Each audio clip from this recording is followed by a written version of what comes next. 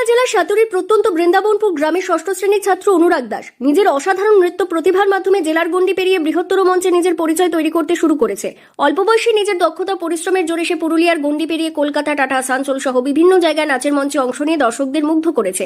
আজ তার বাড়ির তাক জুড়ে সাজানো অসংখ্য ট্রফি, পুরস্কার ও সার্টিফিকেট, যা তার পরিশ্রমেরই নিদর্শন। পড়াশোনার পাশাপাশি নাচের প্রতি তার গভীর ভালোবাসা তাকে প্রতিনিয়ত এগিয়ে নিয়ে চলেছে।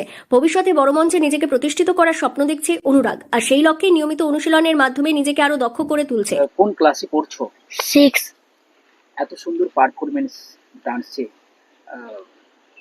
অনুপ্রেরণা কিভাবে এলো, মাথায় কিভাবে এলো?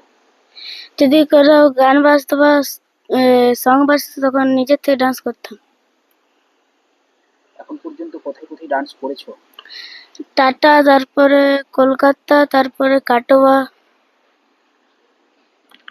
তারপরে আসানসোল।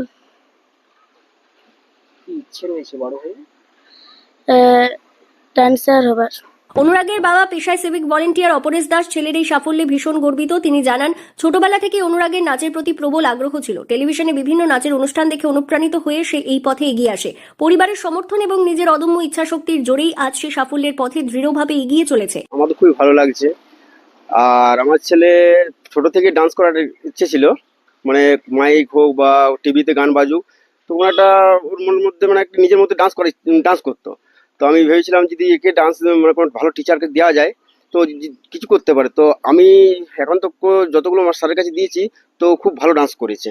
এখন বর্তমানে শিখছি আমাদের আসানসোলে রিয়া ম্যামের কাছে আর সুনীল রাজাক স্যারের কাছে। আমাদের একাডেমির নাম হচ্ছে শিবাঙ্গী ডান্স একাডেমি। তো আমার ছেলের ধরে শিখছো? মোটে 6-7 বছর ধরে শিখছে ও। এখন কত বয়স? এখন হয়ে গেছে 12 বছর বয়স ওর। গ্রামের মাটির ছেলে অনুরাগের এই সাফল্য শুধু তার পরিবারের নয়, গোটা এলাকার কাছেই এক বড় গর্বের বিষয় হয়ে উঠেছে।